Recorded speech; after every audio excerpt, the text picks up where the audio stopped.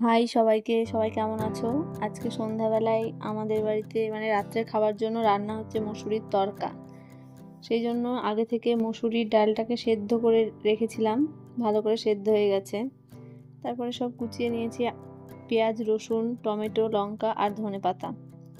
তাহলে রান্না শুরু হলো।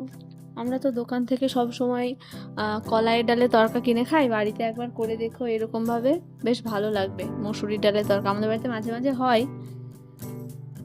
ভালো লাগে।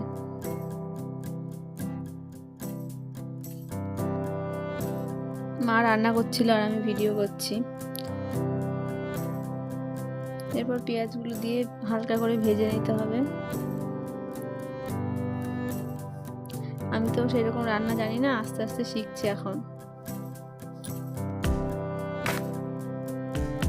এবার টমেটো কুচিগুলো দিয়ে মশলাটাকে ভালো করে কষিয়ে নিতে হবে।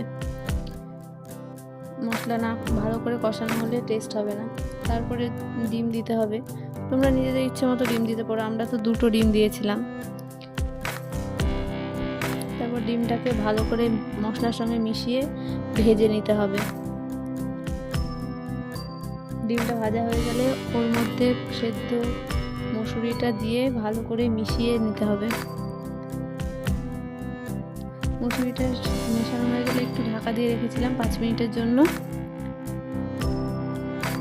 ঢাকনা খুলে বেশ ভালোই লাগছে দেখতে, কি সুন্দর কালারটা এসছে। তারপর নুন দিয়ে মেশানো হলো।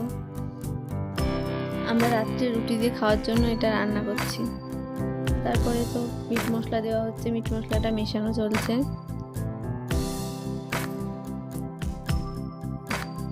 খুব খুব ভালো হয়েছিল তরকাটা খেতে। কাসুরি মেথি লাস্টে দিলাম। কাসুরি মেথির পরে ধনেপাতা দিয়ে মেশালেই হয়ে যাবে, আর কিছু দিতে হবে না।